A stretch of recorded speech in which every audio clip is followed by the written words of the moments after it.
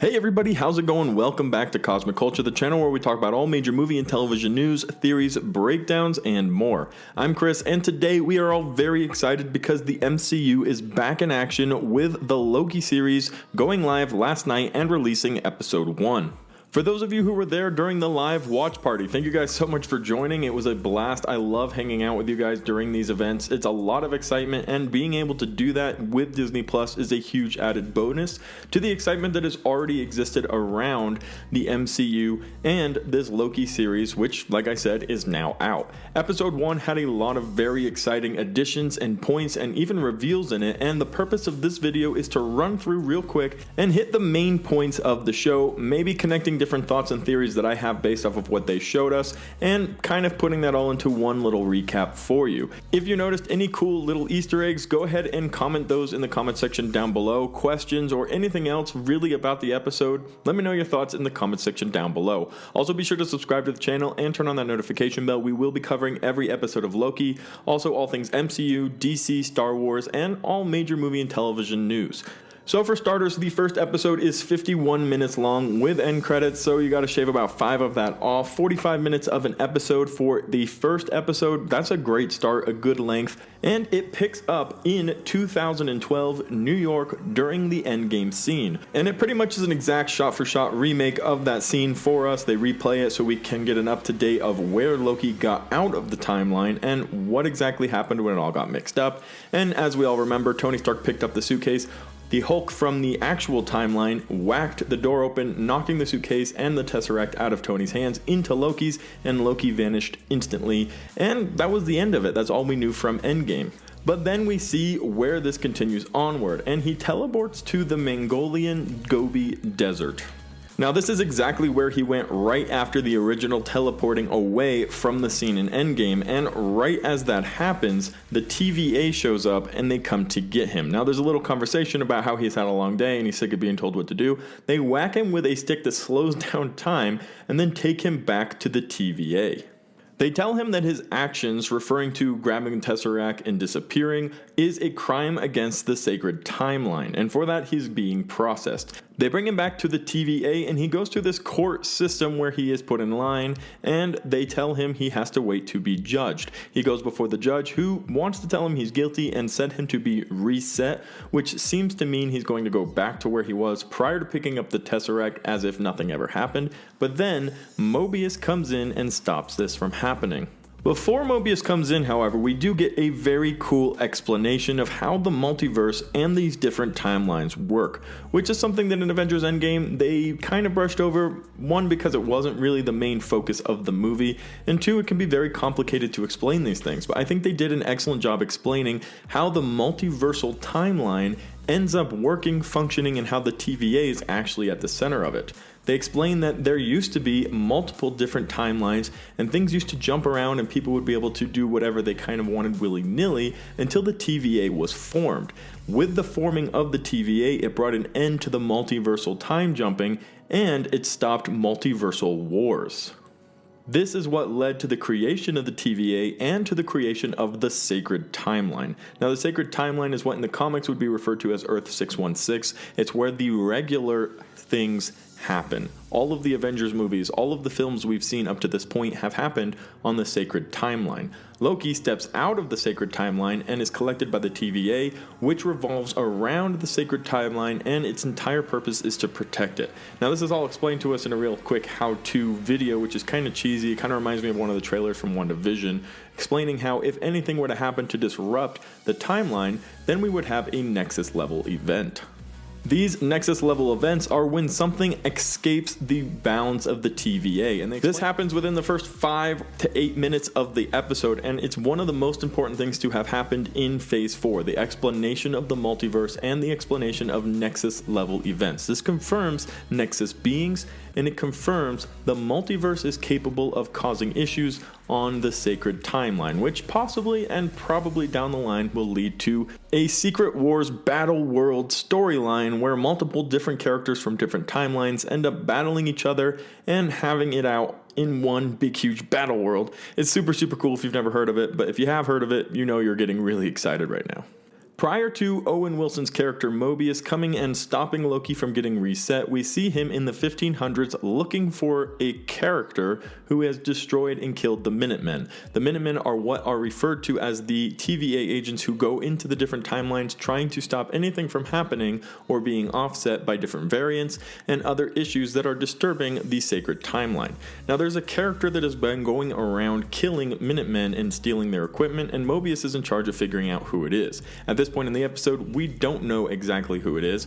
However, when he asks a little boy what he saw, he points up to that infamous picture we see of Mobius and the stained glass image of the devil in the background. He says that's who came and attacked him, and for the first time watching, it's super exciting, it's super crazy, but don't get too excited. This is not a Mephisto reveal. It's not a Mephisto Easter egg even, because we know who ends up being that variant, and it's later revealed in the episode that it is a Loki variant and not Mephisto.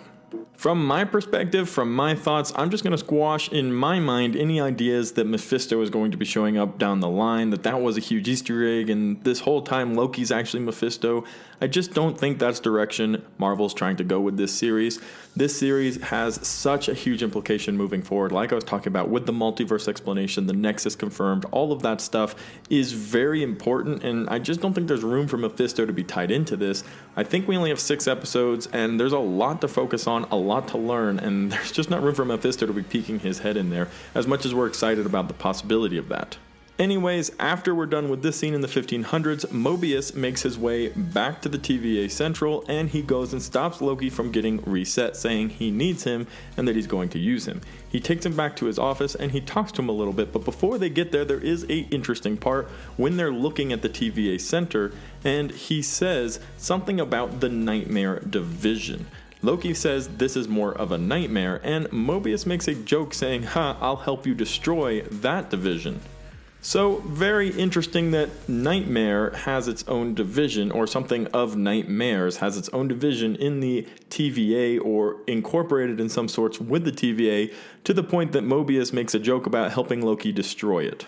After this, they go into this office where Mobius starts talking to Loki, trying to figure out what makes Loki tick.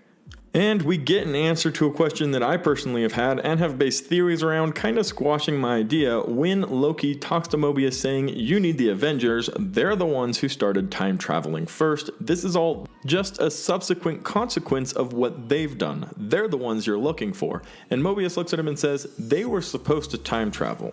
You weren't. And this really kind of bugs Loki, because this is an efference on fate and how things are supposed to happen a certain way, and the TVA is in charge of making sure of it, and that's probably Loki's biggest fear, is not being able to determine his own destiny and being told this is how it has to be and you're going to get reset for leaving the timeline. The Avengers were supposed to time travel, you weren't. That was an accident. We're here to set you back and reset you. So that's pretty crazy to see, and it does give us the answer that the Avengers were meant to time travel to protect the sacred timeline, and that was how it was supposed to happen.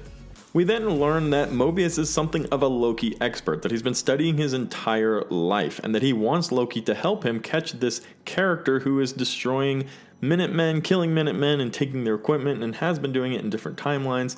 He wants Loki's help. It's not really explained quite why just yet, but Loki's still just trying to figure out what exactly is going on around him and trying to come to terms with the existence of the TVA.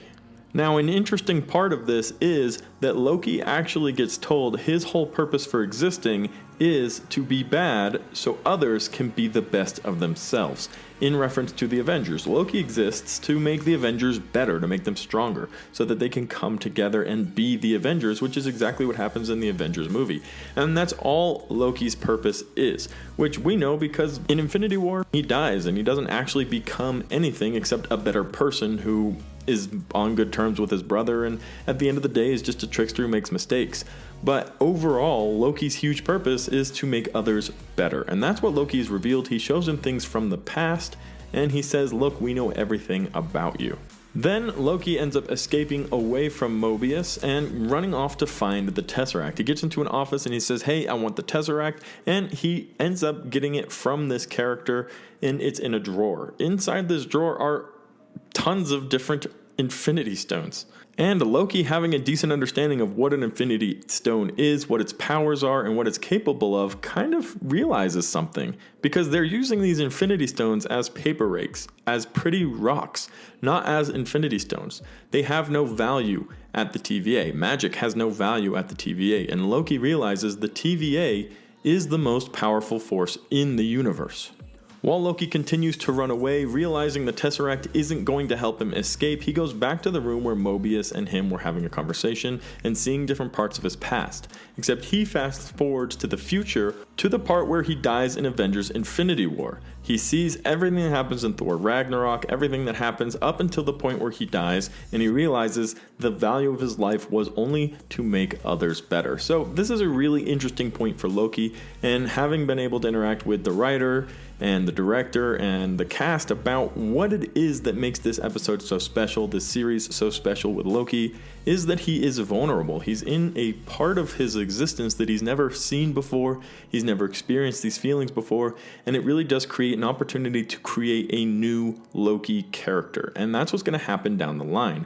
Mobius reveals to Loki that he needs his help because the variant that they are searching after is a Loki variant. So he wants somebody who can think like Loki, help him capture this Loki.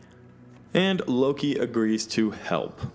Overall, we learned a few interesting things in this episode, and I want to put an emphasis on the multiverse and the multiversal wars that they mentioned and how the sacred timeline stopped all of that from happening. Because I really do think this can lead into Secret Wars Battle World, and we can get a really awesome, crazy multiverse explosion where we see multiple characters played by different actors, or actors who have already played characters come and play slightly different characters from different multiverses. The possibilities for this would be endless, and it would just be incredible. This would be a project to build up way down the line. This would be the next Infinity War endgame level event, and I would love to see it play out on the big screen. However, right now we just need to cool our jets just a little bit and see that this is going to help us understand what's going to happen in the multiverse of madness with Doctor Strange, and as it looks in this multiverse movie coming up with Spider-Man, because everybody's pretty convinced that it's going to end up being a multiverse film. The explanation of how these different time-traveling events happen, how they're controlled by the TVA, and how some of them were meant to happen versus others, which are simply out of control, that kind of helps you understand the idea of it. And I think the way that Multiverse of Madness is going to be created is when a Nexus event happens, when it goes past the control of the TVA and they can't reset it anymore, and it's going to fall to somebody like Doctor Strange to protect the sacred timeline and to keep everything going the way it was supposed to. Once the TVA loses power, whether because Loki ends up overthrowing them at the end in secret or whatever happens that they can't control the timeline, it's going to spiral into madness. Hence the Multiverse of Madness, and how maybe the Spider-Man movie happens where everything kind of collapses as far as the sacred timeline is concerned. And for me, that's what we learn in the first episode of Loki, that the multiverse is being protected by the TVA, who are protecting a sacred timeline, and it's going to end up falling apart probably by the end of Loki, eventually leading to the Multiverse of Madness and the multiverse kind of falling away from the sacred timeline. How it's going to end up getting put back together, when it's going to end up getting put back together, whether that'll be in Doctor Strange or later on, we'll never know until those movies come out. But for now, we have to look forward to the rest of these episodes for Loki, second one coming next week, and a lot of excitement I think the fan base should be having for the reveals we're going to see. One, for Loki as a new character, and for the Marvel Phase 4, as I think Loki is going to blow this out of the water, giving us some of the biggest reveals we are going to have had up to date. Let me know your guys' thoughts. What did you realize? What did you notice? There was a lot going on in that first episode, a lot of Easter eggs, a lot of different things to unfold, so let me know what you noticed in the comment section down below. Also, let me know if you enjoyed this episode and if you're looking forward to the next one. Thank you so much for watching to the very end of the video. If you found it helpful, useful, or entertaining, be sure to subscribe, turn on that notification bell, and I'll see you in the next episode right here on Cosmic Culture.